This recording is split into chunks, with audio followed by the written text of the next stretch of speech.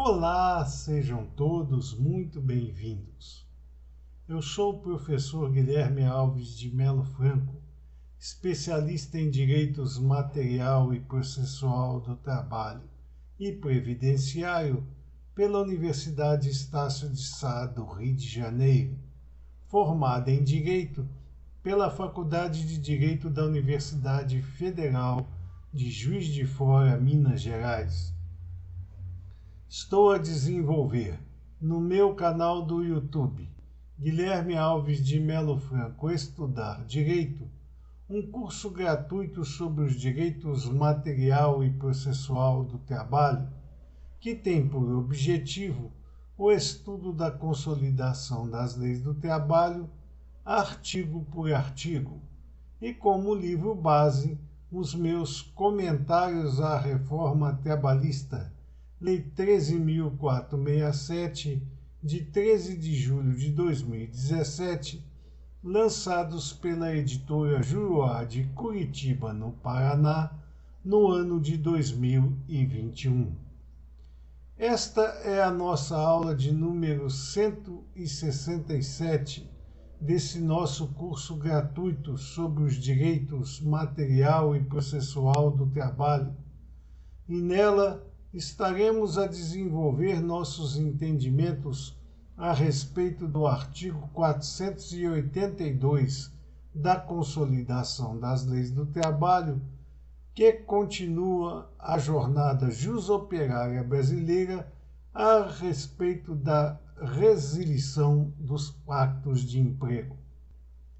Neste sentido, diz o artigo 482 da Consolidação das Leis do Trabalho, que constituem justa causa para a rescisão do contrato de trabalho pelo empregador. Antes, porém, de adentrarmos às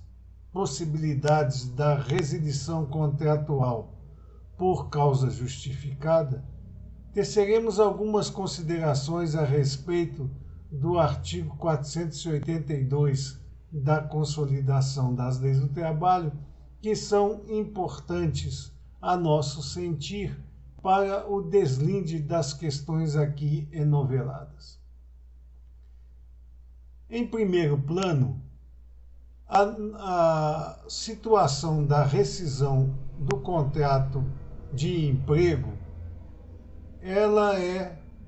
caracterizada pela situação normal da rescisão sem justa causa, sendo que as possibilidades da resilição contratual por causa justificada são exceções à regra geral da rescisão imotivada. Portanto, a princípio, a rescisão do contrato de emprego deverá ser normalmente sem causa justa. Porém, em algumas situações, em algumas hipóteses, é necessário que a lei estatua a possibilidade de solução do pacto de emprego por justa causa, como é o caso do artigo 482, que estamos a estudar nesta nossa aula de número 167 deste nosso curso gratuito sobre os direitos material e processual do trabalho. E também que se anuncia no artigo 483, que será objeto de nossas próximas aulas. Outra observação que teremos obrigação de fazer a vocês nesse sentido é que, novamente, a consolidação das leis do trabalho opera em constatação equivocada a respeito do termo contrato de trabalho. Tanto assim que no próprio texto do caput do artigo 482, apesar de explicitar que constitui justa causa para a rescisão do contrato de trabalho, usa o termo pelo empregador. Portanto, é lógico, é hermenêutico que quando a consolidação das leis do trabalho fala no artigo 482 em rescisão do contrato de trabalho, está a nos apresentar a rescisão do contrato de emprego e não só do contrato de trabalho, pois se assim não fosse, o termo empregador estaria equivocado. Nesse sentido, é o que viemos alertando durante todo esse nosso curso gratuito sobre os direitos material e processual do trabalho. A reforma trabalhista, instituída pela Lei 13.467, de 13 de julho de 2017, perdeu aqui mais uma oportunidade de atualizar o texto consolidado,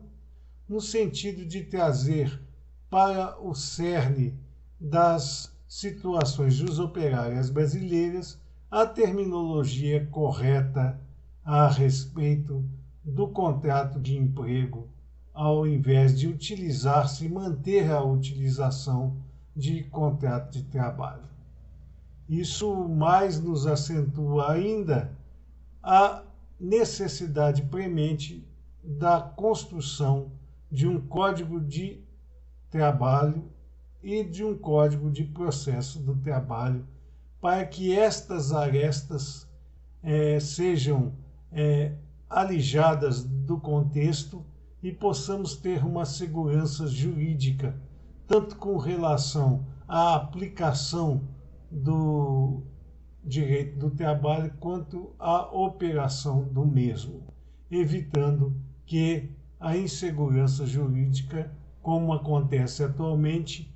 paire sobre as situações juslaborais no território nacional. Portanto, a nosso sentir, constituem justa causa para a rescisão do contrato de trabalho pelo empregador e vamos, daqui a pouco, a analisar cada uma das possibilidades apregoadas por esse artigo 482 da Consolidação das Leis do Trabalho. Outra observação final que gostaríamos de fazer é com relação a essa possibilidade de resilição do contrato de emprego pelo empregador por causa justificada. As oportunidades que estão previstas tanto no artigo 482 quanto no artigo 483 da Consolidação das Leis do Trabalho, que será objeto ainda de estudo neste nosso curso gratuito sobre os direitos material e processual do trabalho, são situações que a norma jurídica constituída considera como fechadas, ou seja, para que haja a possibilidade da resilição do contrato de emprego por justa causa, é preciso que a modalidade de infração apregoada esteja prevista em cada uma das alíneas dispensadas ao universo jusoperário brasileiro pelo artigo 482 consolidado. Portanto, se não houver a incidência do fato que se pretende motivador da justa causa para a rescisão do contrato de emprego pelo empregador, não é possível que esta seja considerada como válida. É preciso que cada uma das situações que motivaram essa modalidade de resilição contratual esteja enquadrada em alguma das alíneas previstas para tal mister pelo artigo 482 consolidado, no caso da justa causa do empregado,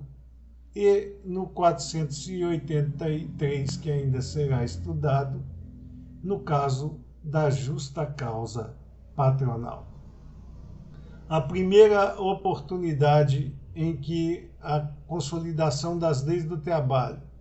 determina, através do artigo 482, ser motivadora da justa causa para a rescisão do contrato de emprego pelo empregador é o ato de improbidade. O que seria o ato de improbidade? O ato de improbidade é um atentado contra o patrimônio do empregador, de terceiros ou de companheiros de trabalho. Nesse sentido, não só a subtração para si ou para outrem de algum patrimônio do empregador, de terceiros ou de companheiros de trabalho se enquadra no ato de improbidade, como também a destruição de qualquer destes patrimônios do empregador, de terceiros ou de companheiros de trabalho é considerada como ato de improbidade. A segunda hipótese que autoriza a rescisão do contrato de emprego por justa causa é a incontinência de conduta ou mau procedimento. Nesse sentido, não vemos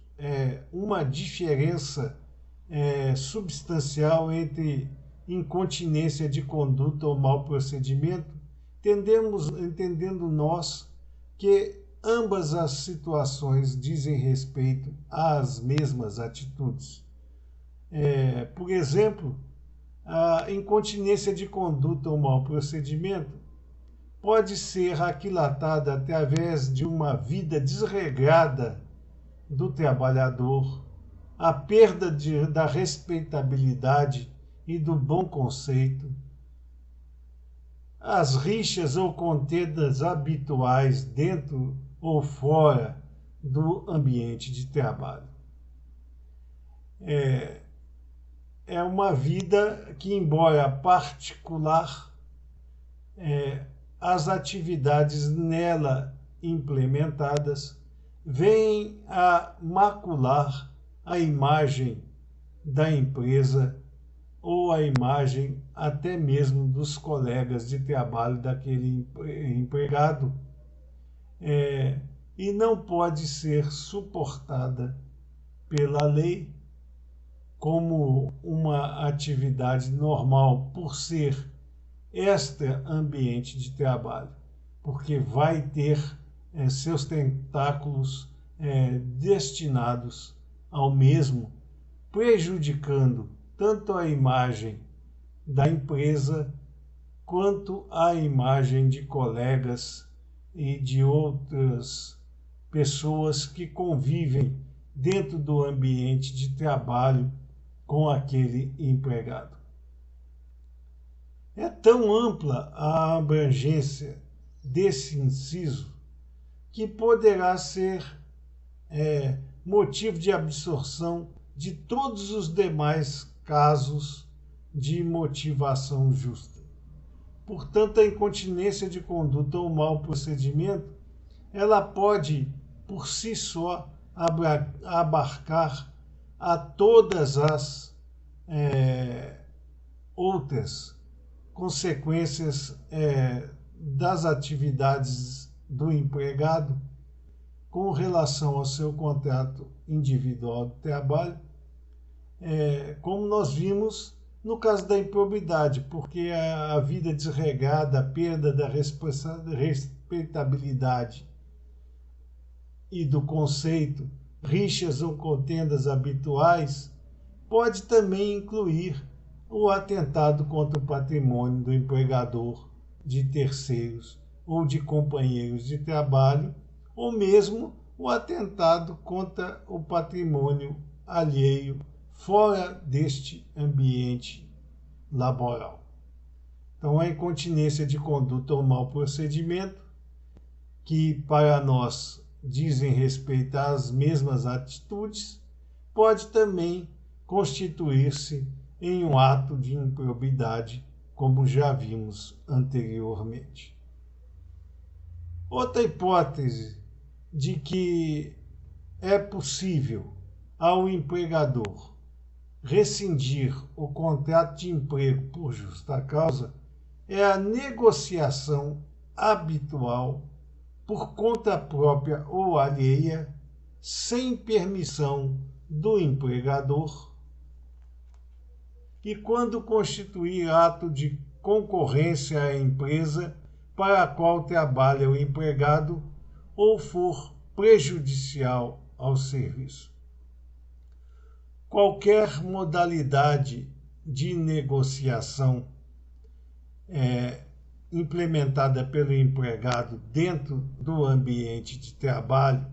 sem a autorização do empregador e mesmo sem a tolerância do mesmo, porque às vezes o que acontece? O empregado costuma negociar mercadorias dentro do ambiente de trabalho sem a permissão do empregador, o que seria constituído como uma justa causa capitulada neste artigo 482 da Consolidação das Leis do Trabalho. Todavia, há hipóteses em que o empregador tolera aquele tipo de atitude e até mesmo, em alguns casos, é um dos clientes do seu empregado. Então, neste caso, havendo a tolerância do empregador com relação àquela negociação habitual, é preciso também que se caracterize a negociação como habitual. Não pode ser esporadicamente, sem muito alarde, de vez em quando ele tem algum bem para vender e oferece dentro do ambiente de trabalho, para que se caracterize a justa causa aqui implementada. Então, havendo a tolerância do empregador, não pode ser considerado como causa justa. É lógico, todas essas possibilidades são passíveis de prova. Se não houver prova disso, não há como se dar validez ao ato rescissional justificado. E quando esta negociação constituir ato de concorrência à empresa para a qual trabalha o empregado ou for prejudicial ao serviço. Mas se acentua a situação da justa causa quando a negociação habitual implementada pelo empregado dentro do meio ambiente de trabalho constitui ato de concorrência à empresa para a qual trabalha. Ou seja, ele comercializa mercadorias que a própria empresa produz, em concorrência à mesma, por preços diferenciados ou preços iguais, não importa, de marcas diferentes a do que a empresa normalmente produz. Neste caso, a justa causa é patente, é um ato de concorrência vedado pela legislação e o empregado não pode, mesmo com a tolerância do empregador, comercializar mercadorias semelhantes às quais a empresa está normalmente produzindo. Ou se aquela negociação for prejudicial ao serviço. Aqui cabe também a mesma observação de que mesmo que a negociação for prejudicial ao serviço, se o empregador a tolerar, ela não será motivação para a resilição do contrato de emprego por justa causa, mesmo que seja prejudicial ao serviço. É preciso que o empregador, ao tomar conhecimento daquela negociação habitual, impeça a sua continuidade imediatamente quando ela for prejudicial ao serviço. Se ele assim não se conduzir, essa negociação, ainda que prejudicial ao serviço, não será considerada como passível da resilição contratual por justa causa. A hipótese seguinte, com relação às possibilidades da resilição do contrato de emprego por causa justificada, implementada pelo artigo 482 da Consolidação das Leis do Trabalho, tem residência na condenação criminal do empregado passada em julgado, caso não tenha havido suspensão da execução da pena. Aqui algumas observações são bastante importantes com relação à condenação criminal do empregado. A primeira situação é que essa condenação tenha sido já transitada em julgado e não possa haver sobre ela qualquer modalidade de recurso. Então, transitou em julgado. Mas não é só a situação da condenação criminal passada em julgado contra o empregado que vai ser ensejadora da resilição do pacto de emprego por causa justa. Porque, além de ser transitada em julgado a sentença criminal, não pode ter havido a suspensão da execução da pena de qualquer modalidade de suspensão prevista na lei. Então, havendo a suspensão da execução da pena, não há que se falar em justa causa laboral para a resolução do pacto de emprego. Outra situação é que essa condenação criminal do empregado não enseja a reclusão do mesmo e que, por tal fato, ela não vai impedir que aquele empregado continue a prestar a sua atividade profissional ao seu empregador normalmente, já que a condenação criminal não ensejou o encarceramento do mesmo nas modalidades em que o empregado ficará recluso durante toda a sua estada no cumprimento desta pena. Se ele estiver, por exemplo, no regime aberto ou no regime semiaberto, em que não há a possibilidade do horário em que ele esteja cumprindo a pena interferir na sua prestação pessoal de serviços, não há falar em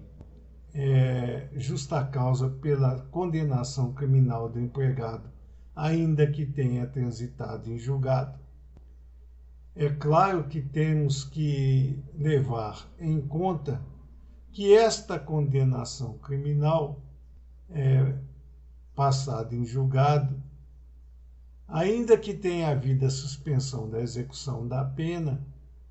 e que o empregado não esteja impedido de exercer a sua atividade profissional normal ao seu empregador, pode ser enquadrada em ato de improbidade ou mesmo de mau procedimento, como vimos nas estruturas anteriores estudadas nesta nossa aula de número 167 deste nosso curso gratuito sobre os direitos material e processual do trabalho. Portanto, é claro também para nós que essa condenação criminal do empregado pode ser por um crime infamante ou por um crime que tenha afetação direta naquela atividade profissional que ele exerce, como, por exemplo, o caixa de um banco que é condenado por furto. Logicamente, essa condenação criminal, ela impede a continuidade da fidúcia necessária entre o empregador e o empregado para que fosse possível a continuidade do pacto de emprego. E, neste caso, também a condenação criminal do empregado passada em julgado, mesmo que tenha havido suspensão da execução da pena, não oferece oportunidade para aquele empregador manter o pacto de emprego com seu empregado e, portanto, esta condenação também pode ser enquadrada como motivadora da rescisão do contrato de emprego. Outra situação prevista no artigo 482 da Consolidação das Leis do Trabalho como motivadora da resilição do pacto de emprego é a desídia no desempenho das funções. O que seria a desídia no desempenho das funções? É a negligência, atrasos contumazes, faltas injustificadas e constantes, ausência de perfeição técnica, ou seja, a falta de qualidade na prestação pessoal de serviços do empregado ao seu empregador, ao ponto de impedir a normal fluência do pacto de emprego, porque causará algum prejuízo de diversas montas ao seu empregador, porque aquele empregado ele atrasa contumazmente, falta injustificadamente ao seu serviço e, quando labora sem perfeição técnica necessária, dando prejuízos ao seu empregador. Neste caso, a desídia no desempenho das funções também será motivadora da resilição do pacto de emprego justificado. Outra situação prevista pelo artigo 482 da Consolidação das Leis do Trabalho como ensejadora da resilição motivada do pacto de emprego é a embriaguez habitual ou em serviço.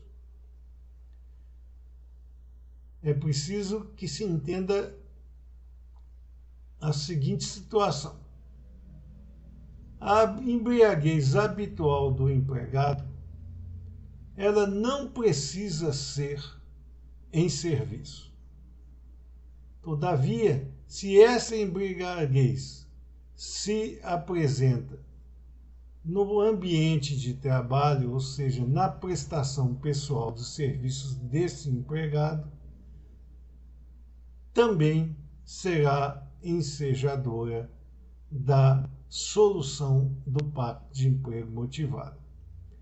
Essa embriaguez ela pode ser alcoólica ou gerada pelo uso de entorpecentes. Portanto, quando se fala em embriaguez habitual ou em serviço, não está se falando só a embriaguez provocada pela ingestão de bebida alcoólica, mas também o uso de entorpecentes que têm efeitos deletérios tanto quanto a embriaguez alcoólica. A embriaguez em serviço basta que tenha acontecido uma única vez. Portanto, para que seja possível a rescisão do pacto de emprego por motivação justa em face da embriaguez do empregado em serviço, basta uma única vez que ele tenha se portado desta maneira para que seja possível a implementação desse ditame íncito no artigo 482 consolidado. Todavia, é sempre prudente que, em face da vida profissional daquele empregado, das motivações pessoais que levaram a ele a este ato condenável de embriagar-se em serviço, devem ser aquilatadas pelo empregador para que não haja, por parte do mesmo, uma extrapolação do seu poder diretivo da prestação pessoal de serviço daquele empregado. Mas, se ela acontece uma única vez, já é possibilidade declarada pelo artigo 482 da Consolidação das Leis do Trabalho como ensejadora da resilição do pacto de emprego por causa justificada. Todavia, a embriaguez patológica, embora doentia, é considerada causa justificada para a solução contratual, não pelo fato da embriaguez patológica, ou seja, aquela embriaguez que o empregado é portador por questões de enfermidade. A princípio, a embriaguez patológica, ou seja, aquela em que o indivíduo normalmente, mesmo não tendo consumido a bebida alcoólica ou o entorpecente, ele normalmente está em estado de embriaguez patológica, uma vez que o seu organismo normalmente já está sob o efeito deletério da bebida alcoólica ou da droga que ele normalmente consome. Ela não será considerada por si só, porque é doentia, como justa causa para a solução contratual. Mas, se o empregado se apresenta biologicamente embriagado normalmente, ele pode ser responsável por acidentes, problemas de convívio e desempenho durante a sua prestação pessoal de serviços, arriscando não só a sua própria vida, a sua própria integridade física, mas como também a dos colegas e pondo em risco, inclusive, todo o ambiente de trabalho, causando também problemas de convívio com severas rusgas entre ele e outros empregados, importunação de toda sorte, social ou mesmo sexual com relação a outros trabalhadores, o que vai causar uma ruptura da paz do meio ambiente de trabalho, e por isso poderia ser considerada como uma causa justa, mesmo que doentia, para a solução do pacto de emprego. Todavia, a doutrina e a jurisprudência são vacilantes a respeito da justa causa por alcoolismo ou por uso de substâncias entorpecentes, quando esta se caracteriza como sendo uma etiologia de origem patológica doentia, entendendo que, neste caso, o empregado deverá, ao invés de ser demitido por causa justa, ser encaminhado à autarquia previdenciária para que o mesmo possa ser incluído no benefício de auxílio-doença ou mesmo ser aposentado por invalidez motivada por essa embriaguez patológica. Nós entendemos, com base nessa doutrina e jurisprudência, embora vacilantes a respeito da justa causa por alcoolismo,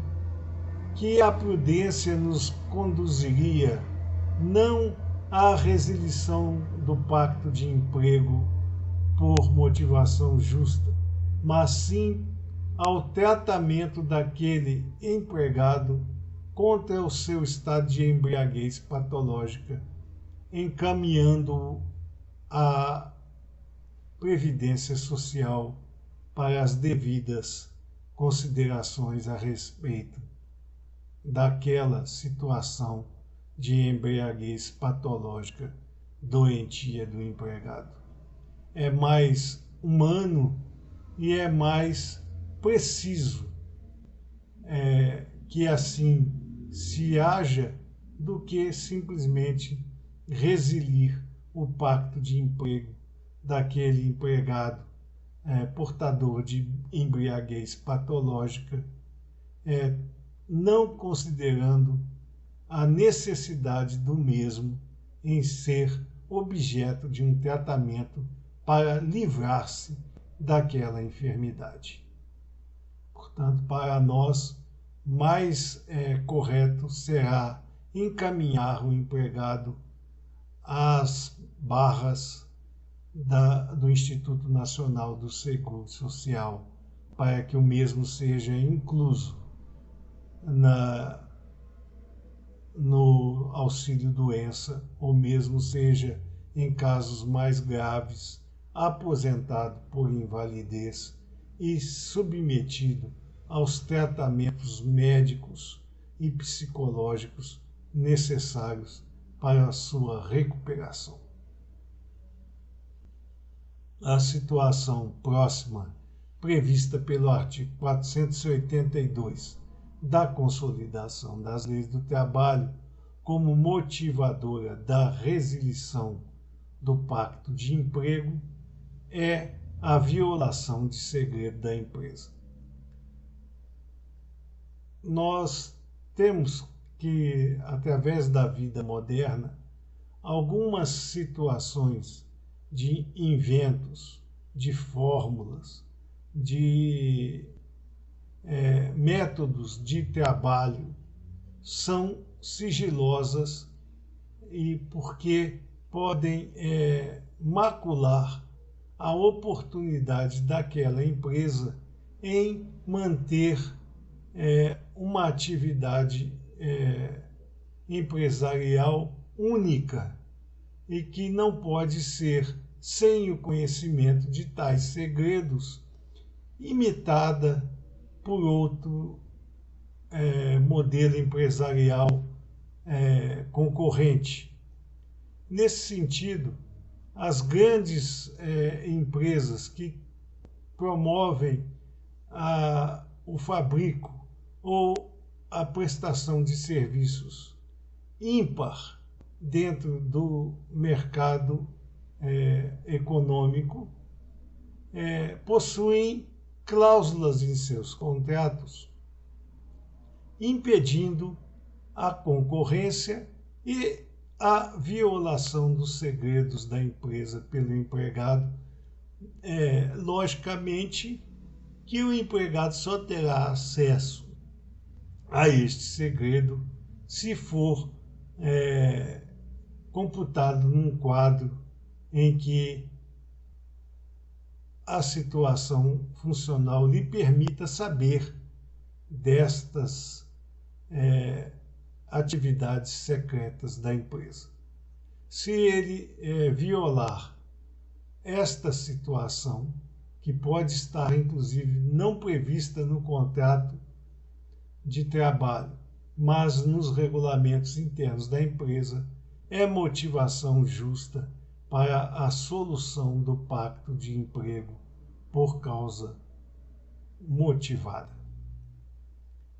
Outra situação que nos traz o artigo 482 da Consolidação das Leis do Trabalho como ensejadora da resilição e motivada do pacto de emprego é o ato de indisciplina ou insubordinação. O ato de disciplina ou insubordinação do empregado seria caracterizado pelo descumprimento de ordens, desobediência ao regulamento da empresa. Estas ordens podem ser gerais, aplicáveis a todos os empregados, ou específicas, aplicadas somente a um grupo de empregados ou a um empregado específico. Por exemplo, a ordem de não fumar, não utilizar aparelho celular, ou a ordem de que não se possa sair do seu setor de emprego, de trabalho, para outras atividades que não as necessárias para aquele exercício profissional. É o caso, por exemplo, do vigilante que não pode abandonar seu posto de trabalho, a não ser que haja uma situação que demande a sua intervenção como vigilante daquele setor e daquela hora, como nos casos de furto, de brigas ou de depredação do patrimônio, onde ele está adstrito a implementar a segurança daquele patrimônio. Então, esta situação ela é específica daquele empregado vigilante e não atinge, por exemplo, a outros empregados de outros setores e cuja atividade da prestação pessoal de serviços não seja impeditiva da saída daquele ambiente de trabalho, como por exemplo no caso do vigilante da guarita. Ele não pode abandonar o seu posto em modalidade nenhuma, a não ser que ele seja substituído por outro, sob pena de justa causa. Então, neste caso, seria o vigilante que abandona o seu posto, sem nenhuma das possibilidades aqui enoveladas, como a necessidade do emprego, do exercício da profissão por furto ou por depredação do patrimônio que ele está a proteger, será considerada ato de disciplina e insubordinação. Assim mesmo, aquele funcionário que desrespeita a ordem de não fumar, a ordem de não utilizar aparelho celular, também estará cometendo um ato de indisciplina ou insubordinação. Outra hipótese que o artigo 482 da Consolidação das Leis do Trabalho nos anuncia como possibilitadora da resilição do contrato de emprego por justa causa é o ato lesivo da honra ou dos bons costumes. O que seria o ato lesivo da honra ou dos bons costumes. É aquele ato em que promove com relação ao seu empregador, aos seus companheiros ou mesmo a terceiro que esteja dentro do meio ambiente de trabalho ou mesmo fora dele, como a calúnia, a injúria, a difamação contra qualquer pessoa no ambiente de trabalho. Então, se o empregado comete calúnia, injúria, difamação contra qualquer pessoa no ambiente de trabalho, ele estará cometendo um ato lesivo da honra ou dos bons costumes, mesmo que esta calúnia, injúria, difamação não seja dirigido nem ao seu empregador e nem aos seus colegas de trabalho, ou seja, é dirigida a um terceiro qualquer que esteja no ambiente de trabalho naquela hora, exceto nos casos de legítima defesa. Portanto, os atos lesivos contra a honra ou os bons costumes, se forem motivados por uma legítima defesa para contrapor-se a uma agressão injusta proferida pelo agredido, não será considerado como motivação para a resilição do pacto de emprego, apenas e tão somente quando estas ofensas à honra ou aos bons costumes se implementarem de maneira graciosa e não em contraposição à ofensa anterior desferida pelo agredido. Se contra o empregador ou superior hierárquico, não importa se sejam implementadas as ofensas à honra ou aos bons costumes, no local de trabalho, podendo ser assim caracterizada, se houver esse tipo de atividade do empregado contra o seu empregador superior hierárquico em qualquer lugar, mesmo que fora do ambiente de trabalho. Atualmente, nós temos a difusão muito amplificada das redes sociais. E é comum nós nos depararmos com postagens nas redes como o Instagram, o WhatsApp ou qualquer outra modalidade de rede social em que o empregado desfere ofensas ao seu empregador ou ao seu superior hierárquico nestas redes sociais. Nós sabemos que nos dias de hoje a vigilância sobre essas redes sociais é muito grande por parte do empregador. E se ele toma conhecimento que o empregado, mesmo fora do ambiente de trabalho,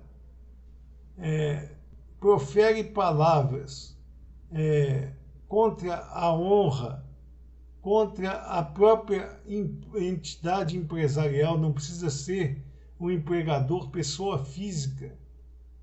pode ser a empresa,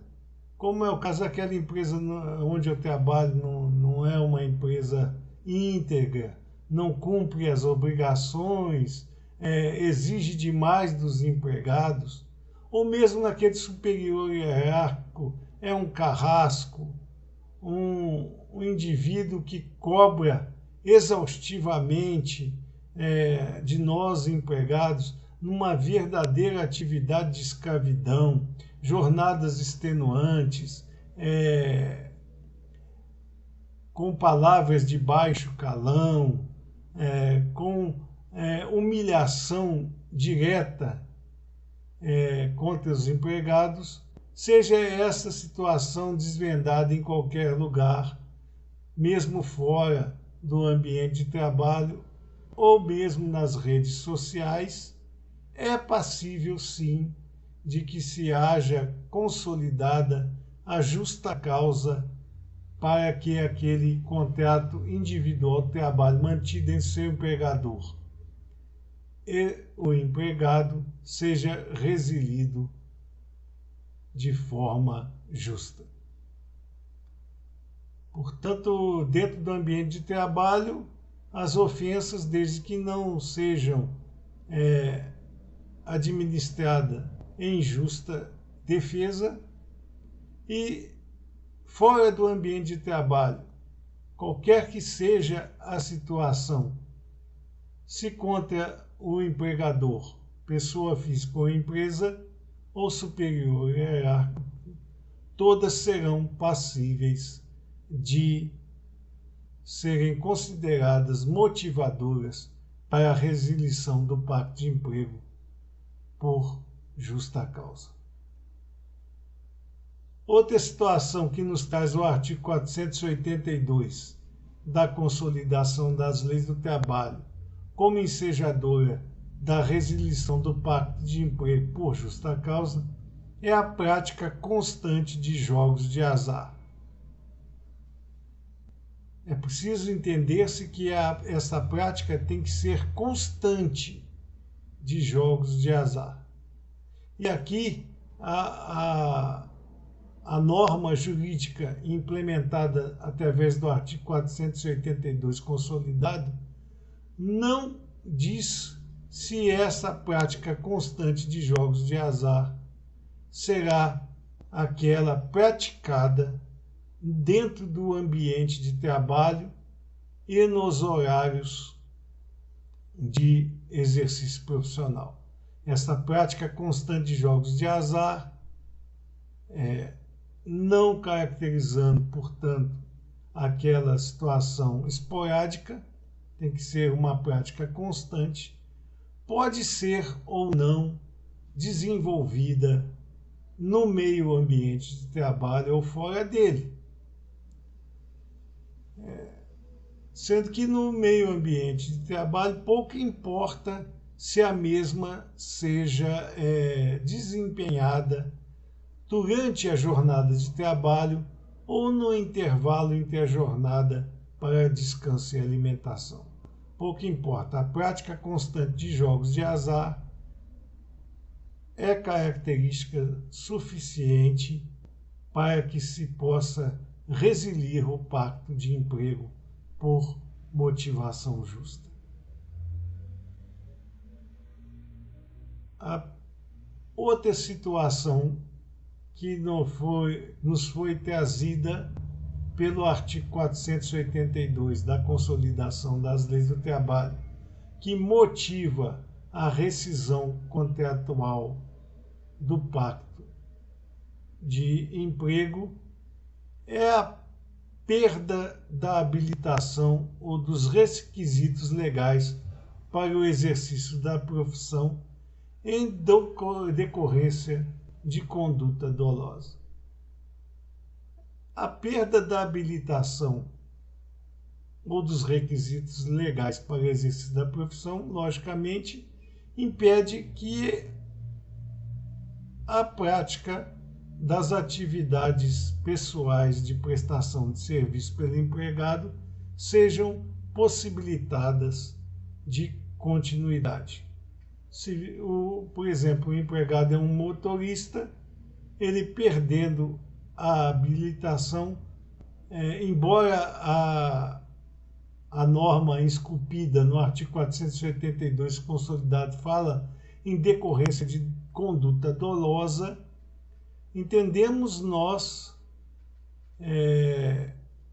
que a perda da habilitação ela impede a continuidade do exercício profissional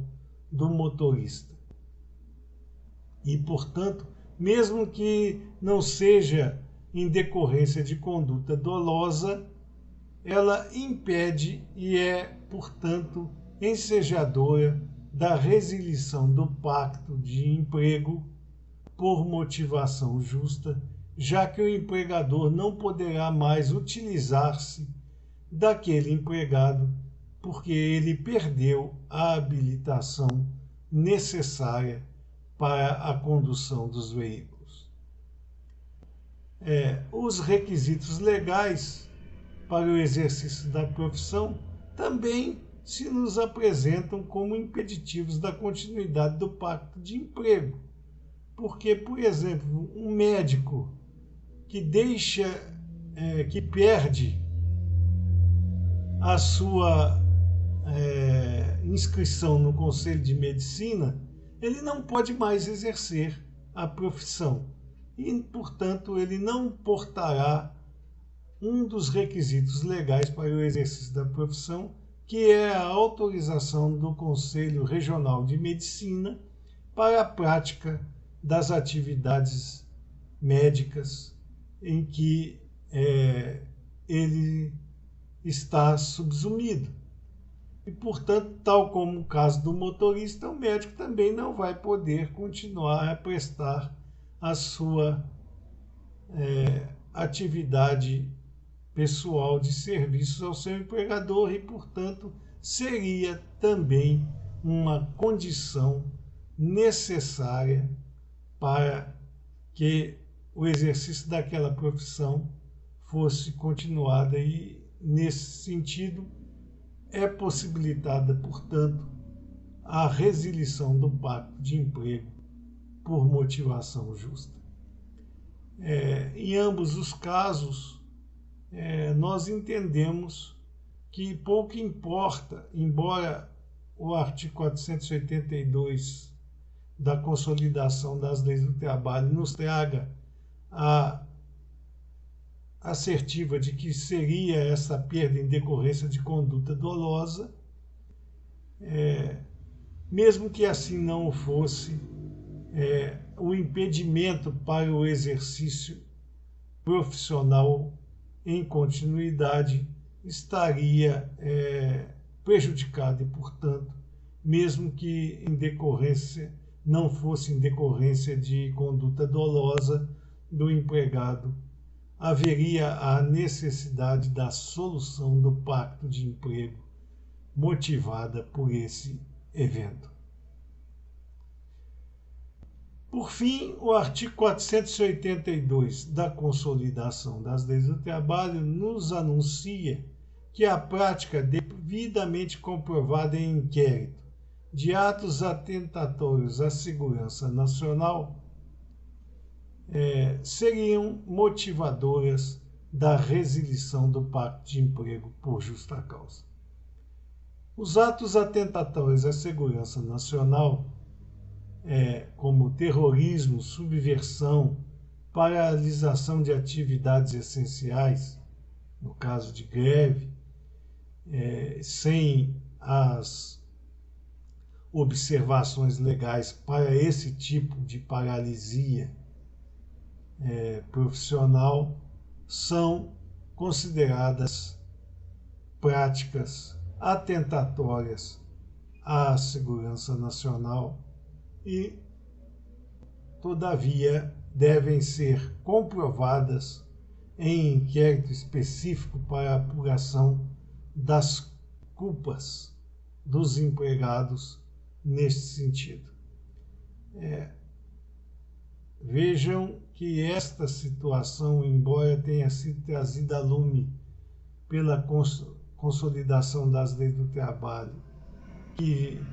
tem atualmente 80 anos de vigência, ela era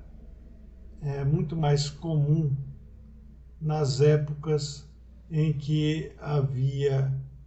os comandos militares governamentais no Brasil e que se perseguia muito a explicitação das ideias contrárias ao mesmo e, portanto, tudo era considerado como atentatório à segurança nacional, e muitos perderam suas vidas ou tiveram suas prestações pessoais de serviços prejudicadas pelos porões daquela época negra dentro do ambiente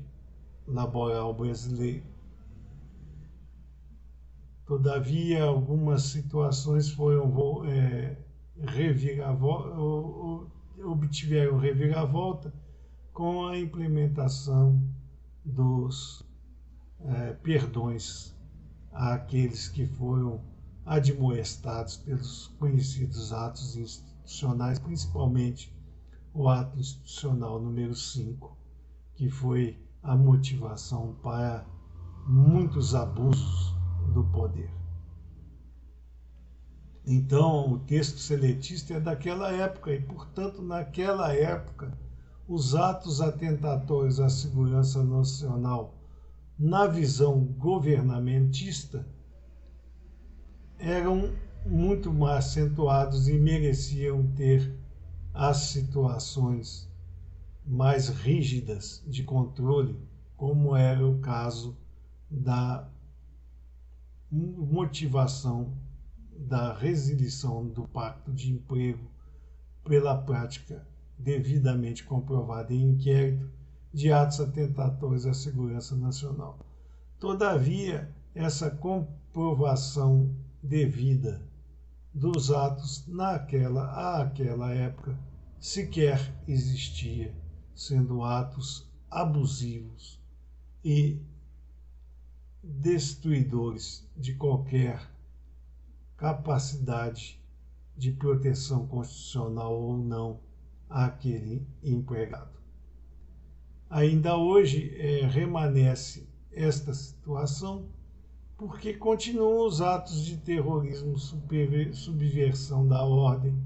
paralisação de atividades essenciais. Portanto, ainda é possível a aplicação desta alínea do artigo 482 como ensejadora da resilição do pacto de emprego por motivação justa. Estas eram as considerações que gostaríamos de fazer a vocês nesta nossa aula de número 167 deste nosso curso gratuito sobre os direitos material e processual do trabalho. E aproveitamos a oportunidade para agradecer a todos vocês a presença nessas nossas aulas e concitar àqueles que ainda não o fizeram que se inscrevam no nosso canal e deixem seus likes nas nossas aulas, porque é através destas duas atividades simples que vocês estarão a nos auxiliar no sentido de manter íntegro este nosso curso gratuito sobre os direitos material e processual do trabalho e poder promover a distribuição do conhecimento aqui arregimentado ao maior número de pessoas possível. Muito obrigado a todos.